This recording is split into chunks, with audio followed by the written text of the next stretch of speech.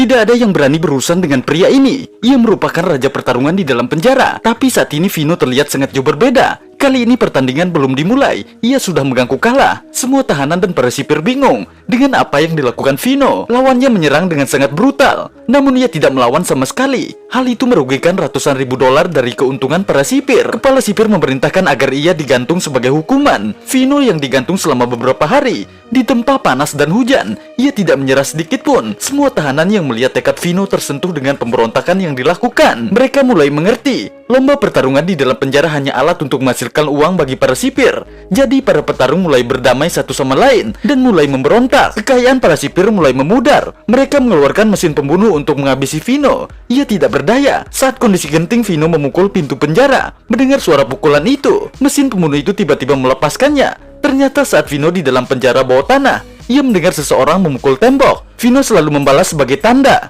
Pembunuh itu menyentuh wajahnya. Kejadian itu membuat para sipir frustasi. Ia mengeluarkan pistol untuk membunuh Vino. Sang pembunuh itu segera maju untuk melindunginya, kemudian mengerahkan seluruh tenaga yang tersisa.